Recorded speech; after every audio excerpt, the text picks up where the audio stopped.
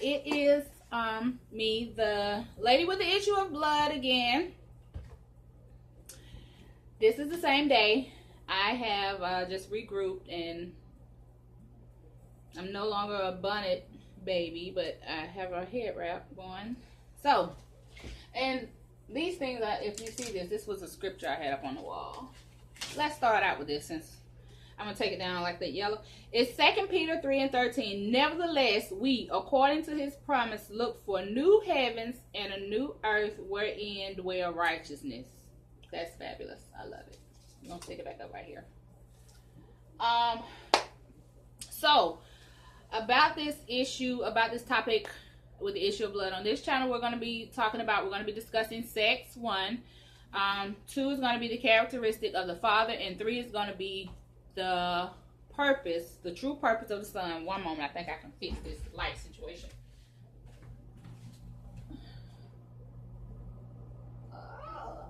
Wait a minute, I'm having an issue. Great, that's perfect. All right, so I know you guys are waiting. You really want to know. Still got the cocoa butter shine. You still want to know, what is my issue? What's the whole blood issue? So the blood issue that we're gonna say number 1 is heritage, your blood, your siblings. Where am I from? Who am I? That's a blood issue. So that's one branch that we can break off into. Being that I've come through Christianity, so to find out who I am is totally enlightening to me, to myself. And of course, if you're watching this, you probably have gone through Christianity as well, so we're probably on the same page with that. In aspects, or in regards to the issue of blood. Now let's stay on topic to the young lady. I don't have the scripture up right now. I'm looking at the window. Let's go to the lady with the issue of blood. That maybe I should look up to find out exactly where it is. We're gonna tie sex into this now, and we're also gonna use Dr. Sebi as a reference, because he really helped to he helped me to see a lot of things, you know, as far as the body goes and how to study it. So if you don't know who Dr. Sebi is, and you have some issues with your body, any type of health issues, you may want to check into that. You may want to look into that. So the woman with the issue of blood is someone who, during Jesus' time, he was flocked with multitudes, and this lady was within the multitude, and apparently she's dripping blood. Now, I don't know what kind of sanitary hygiene products they had back then, but we know that females on menstruation in the Hebrew culture was supposed to stay at the house. So first of all, she was breaking some rules to get to him. She was breaking rules to get to the son. Woman out here, she wasn't prostituting, but we don't know what caused her to have this issue of blood for however many years. But we know that she wasn't supposed to be at the house, so everybody knows she's sick. But she came on out because she's trying to get healed from this, right? So let's talk about this for all the ladies that have had issues with blood. I've heard of ladies with fibroid tumors. We know about endometriosis, and that's we also have the Depo-Provera shots that can, once on them or off them, they just make your menstruation be all over the place. I've heard of ladies that when they got off, like they became the lady with the issue of blood, like they did not stop bleeding, or they had heavy flows. So we're talking about that, but that wasn't my issue. It wasn't a menstrual problem. We're gonna get to that. And yes, I did have an issue with blood. We're gonna get to this. But we're gonna talk about this later. So again, in this culture, what could have caused her to have this issue? Was it, they didn't even have birth control to jack up and manipulate their hormones the way that we do. Got women growing beards now and stuff. They didn't even have that. So why would her menstruation have been thrown off like that, if that was the case? So then, if it's not a menstrual thing, then we're going to put it to be, that's one, if it's not a menstrual thing. Then two, if it's not that, then it may be another healthcare issue. It may be something else that's causing her to bleed, but it's just coming from her vagina, right? But it's something else, some other issue, but it's causing her to bleed, which sounds interesting. If you notice in the Bible, they did not break down what was this lady issue, and how many of us got vaginas wants to know what was going on with this woman. What category does it fall in? How can we relate to this? So, third thing, if it wasn't a menstrual thing, and if it's not a health thing, then it's a sex thing. How can sex be causing this woman to bleed? Now, I'm not going to say we all, some have had instances where, you know, they've had uncomfortable sex or have been caused to bleed and stuff like this. Now, we're finna break this stuff down a little bit more. We're going to get into this. Now, let's talk about STDs. We know that they had STDs back then. So, we can say it's possible that some scandal messed that lady up and left her there for a few years to rot. But let's go into this thinking from a scientific aspect, from a Dr. Sabi point of view. Now, we're going to talk about disease. And we're going to talk about the pathology of diseases, in which, like we said, they're spread. And we went to the first video, we talked about this is a mouth and that's a mouth down there. So, if she's consumed something down there, say a penis, how could it have made her sick for years like this? Let's talk about this.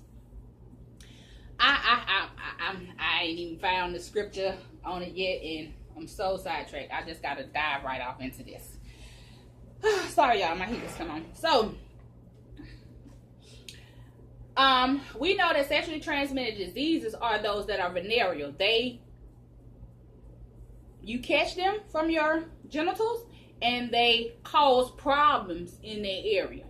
But we know that situations like AIDS and different things like that, other diseases, even syphilis from the Tuskegee experiments, they're sexually venereal diseases, and that can affect your genitals, but they can also affect your entire health. Your brain, your skin, organs. Let me cut this heat off for a minute, and then we're going to get back to this. Y'all stay with me, please. I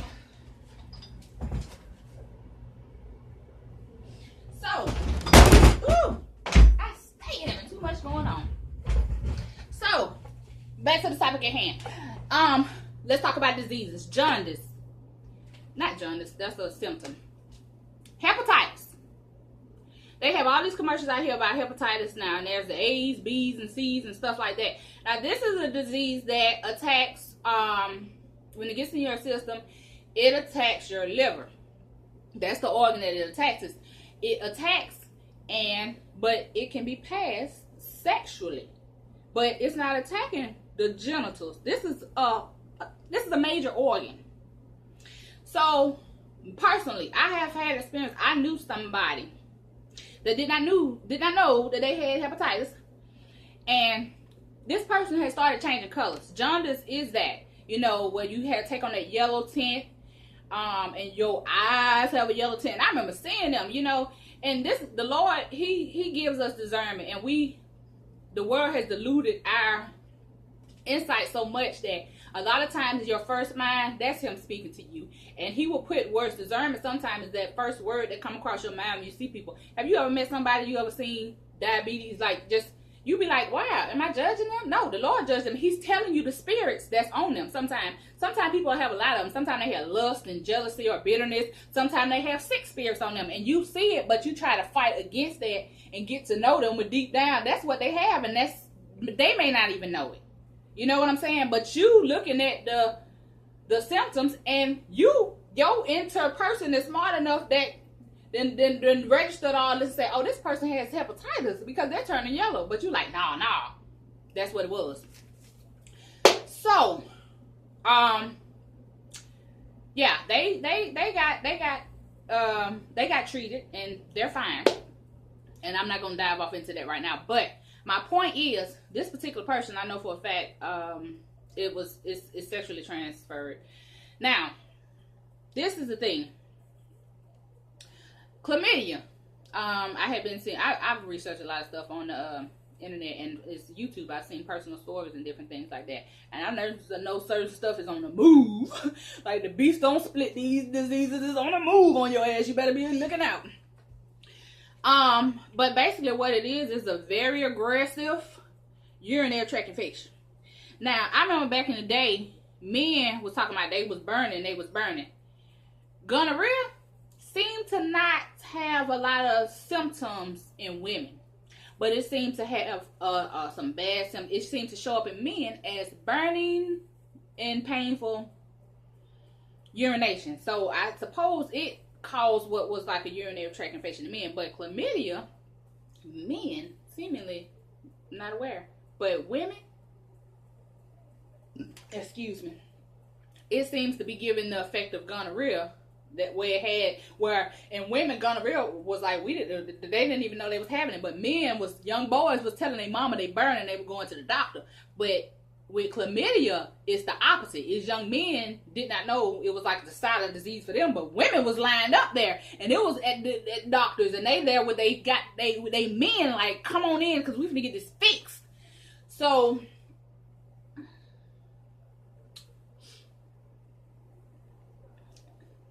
and then also, I read in the research, I went to the Center for Disease Control and and all the statistics, and they said that basically chlamydia condoms are only 60% effective against chlamydia. And then it basically, it depends on your immunity. It depends on your immune system. If you have some other health issues, STDs actually depends on your immune system. If you have a really top-notch immune system and have not, keeping it up with food and just, you one of them health people from the womb, you pretty good. And you didn't get a lot of vaccines and stuff like that. You don't get all them flu shots and all that mess. And you work out and exercise and that type of stuff. Their immune system is way better. And they can fight off some STDs, whether they got condoms or not. They can kind of fight off some of that mess. Now, this is the thing that I'm trying to get y'all to see. Diseases can be transferred through sex. If hepatitis can be transferred during sex, and we just talked about gonorrhea burning in men and chlamydia burning in women, they seem like there's some type of urinary tract situation off balance, but that's connected to your genitals, right? Kidney disease, kidney stones. I knew a person just recently had to go to the hospital for kidney stones, and I'm not quite sure what's the variation of that. And does that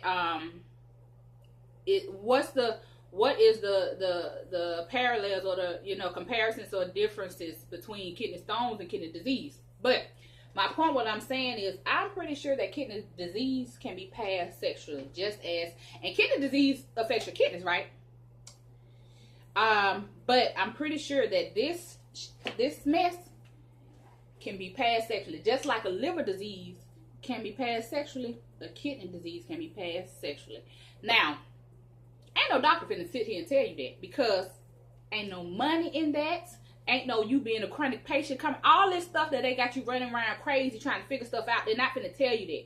Nobody's finna admit this. Now, if Sabi was here, he pat me on my back. He say, baby, you on to it. That's it right there. I really can't get too much clearer than that. If they telling you with hepatitis, you can get a liver disease through sex. All y'all people out here with these kidney problems. See, nowadays, I'm learning it's a lot of elderly people that's taking dialysis. And my granddaddy was one of them. And I knew that he drank alcohol. I knew that he drank alcohol. And I knew that he smoked. He was on a lot of stuff. But I never thought that maybe his kidneys fell from sex. I just thought it was from alcohol. Or maybe they go in hand in hand. Maybe they want us to be so sexual because they know that, number one, is producing energy. Their sex produces energy. Just like I said, it's worship. It produces energy. And it's either going to the Most High or it's going to the enemy. But why would they want to keep us so sexual and stuff? But to destroy our bodies. You destroying yourself with some of all this mess. I know another young lady, she's working in the medical field in the hospital. And one particular time, I wanted to be in the medical field and I studied some of that stuff. But when the healthcare bill changed, I let all that go. I said, I ain't finna be learning all that mess. that they ain't even gonna apply to the people. What I need to learn it for the new healthcare bill that they arguing about. The damn politicians ain't even read that stuff. I said, oh no, this healthcare system finna. I'm not finna get myself in that confusion. So anyway, yeah, they want us to break. They want our bodies to be broken down. So if you continually to have sex in ways that's not ordained by the Father, again, I'm trying to warn y'all that it's not at risk of just breaking down your body in a sexual way, just your sexual genitals and organs, and having reactions or symptoms there. This is going to cause you to have symptoms and reactions throughout your body. It just depends on how your body is and how it may react if you come into contact with a person who's not well. Think about this. If I've heard about wives that are married to men that have cancer, men don't take good care of themselves. This particular man, he was in the closet, way in the back, crying, bleeding from his butt because he never went to go check and get his prostate situation. He knew it was a problem. So this man, if he had cancer and he having sex with her, don't your mouth take in protein, ladies? That you taking in protein from that pum pum. And if he got cancer, ain't he ejaculating cancer cells in you? Don't you think it is attacking your body on some type of cellular level? Whether you may not have, it may not give you cancer. I'm not sitting here saying that cancer is contagious, which that's a whole nother study. I ain't got time for all that neither right now. But what I'm telling you is, it will do something. It's not good. It's gonna affect your body in a negative way. So if he's putting cancer cells in you, it may cause you to have heart trouble. It may cause you to have, I can't really say where it could go to your body and set up a problem. It probably depends on where you're already weak at. It depends on your immune system and stuff. But it could definitely go somewhere and set up other problems in your body. But all this would have started from having sex with a man who got cancer. Or vice versa. Men, you could be having sex with a woman that has cancer. And you're going into her body and you got cancer cells, juice swimming all over you. So this thing, sex, is way, way deeper than that. Don't let these scientists and these doctors in this medical field trick us, black people, that sex is just sex and you cannot take on other problems and diseases and stuff from that can affect your entire body from sex. And that's what I'm trying to tell you. Yeah. So the whole situation, back to the scripture with the lady with the issue of blood, they didn't tell us what her issue was, but it very well could have been that she had been having intercourse with a man that was some type of sick for years, because they never said whether she had a husband or not. She's not finna be a harlot. What prostitute finna be out here bleeding, trying to sell coochie in between a flow? Now, if she had a man, then he would probably try to deal around that whenever she's not sick. He gonna be trying to roll over on or whatever. But my point is, he's probably the one making her sick. Now, his sister may not have broke down yet, but whatever he ejaculating in her, it's causing her some bad side effects. And one of them is probably cramping and bleeding, and this is that and the other. Now,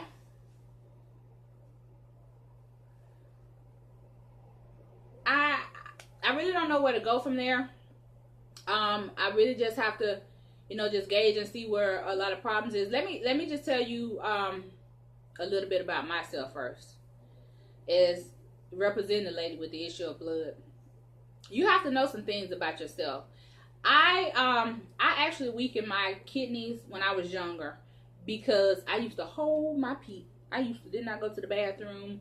I'm a kind of shy person, me even being on here right now, this is taking a lot from me. The Lord really had to push me. He really had to push me. I can be real insecure. Then when it comes to technology and platforms, I don't do all that. I just told you I don't have no screens up, no writing, no words, no pictures, no none of that. So I'm just average person. But again, like I said, I weakened my kidneys when I was young. I used to like to play, and I can't explain why I would get so excited and want to play. When we was outside, I did not want to go in the house, and I would just try to hold it. And I would be like at the end of the street, and I stayed on the dead, and I would have to run all the way down the street to go home, to go to the restroom. No, I did not use those people's bathroom. We playing outside. I ain't going in your house. I would run down the street trying to go to the bathroom, and pee is literally going down my leg. I'm peeing on myself by the time I get to the house. And I did that several times. So at some point, yeah, I was a little pissy child because I was always trying to hold it. I didn't want to go to the bathroom. Excuse me. It seemed like, why did I have to do it? So yeah, I'm pretty sure that I damaged my kidneys. Later on in life, I went to go to the military, and if anybody who's gone to the military, you got to go through this ass valve. They gonna test everything. This is how I further know the Lord gave me a confirmation. The Most High gave me a confirmation that because they had me, before they would say I was approved, they told me that they gave me this gallon type situation jug and said to pee in it, fill it up, and put it in the refrigerator, and then bring it back to them. This was like the weirdest, grossest shit I had done at this point. And I was like, Mom, I gotta keep peeing in the refrigerator? She was like, well, if you want to go to the military, then you'll do it. I was like, well, all right, I'm a team player, and I did it. But why would they want to take a sample of my urine unless it was something wrong with my kidneys? So with the military, they'll fix you up, patch you up before they get you in if it ain't too bad. So they were doing, I knew then, discernment was letting me know that they were doing some deep screening on my urinary tract system, just to make sure that it was, like a false negative, like something, it seemed something like something could be wrong, but later on, they didn't do any further tests, so the Lord was like, okay, you okay. But that's letting you know that it's weak, because it's not flashing that it's all perfect. They have to double test it and look into it. So, yeah, later on, now this is why I praise Dr. Sabi, because later on, I'm a worker, go-getter. I've been in college and different things like that. And so, at some point in college, working 2 jobs. So, and then teaching Sunday school. So, I was really out there and trying to do right in life and society, stuff like that. But after all this and going through a few things, I noticed that I went through like a crash, and I was tired. I couldn't even work from being so tired, and so I wasn't old, but it's like, why do I not feel good? I just didn't feel good. I just didn't feel, all the time, not feeling good. My energy level was gone. People wanted to do stuff. I didn't feel like it. I didn't feel like combing my hair. So that's when I rolled up and started doing research, and I'm poor. I don't know what y'all living like, but I ain't got it all like that. You know what I'm saying? I got to self-medicate and figure some stuff out and whatnot. But I finally connected with Dr. Sabi on, certain levels, and he let me know I was suffering from something called adrenal fatigue. If you don't know what that is, look it up.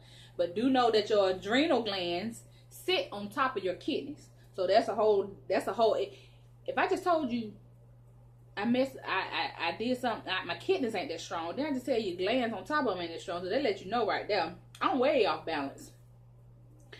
So, yes, I sweat for all the sweaters. So, why am I so wet? We're gonna move on.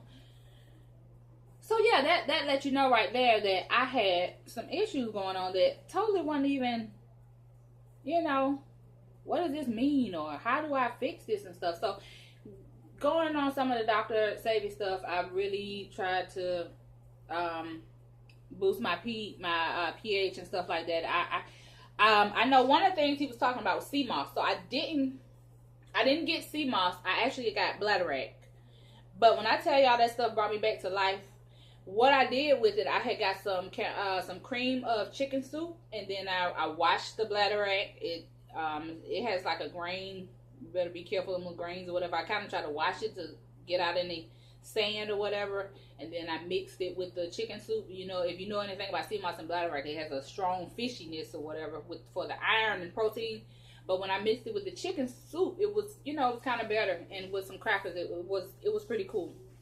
I could feel a difference in my energy level, and just I could feel better. So I know for a fact that those things work. And you don't have to order things from his website, because I do understand that the man is deceased now, and I understand that the European nation will swoop in and take over anything that we had and dilute it. So I'm not pushing his products, but I am pushing his methods and his wisdom and his knowledge, coupled with that of prayer and fasting and however else you get to the Most High. Now, and that's just for the adrenal fatigue and that. Now, here comes the personal part. Ladies, this is his first time. This man that I was with, he ate nothing but sugar. And if y'all do a research on this stuff, child, I'm talking about literally, he would come to my house, y'all, eating candy. And it went from candies to snack cakes and cookies. And the cookies was the last thing. He really wouldn't let them go. He would have to have some cookies and some sugary barbecue chips. I ate them chips, and I seen the sugar and stuff off my hands. And he like Pop-Tarts and all this sugary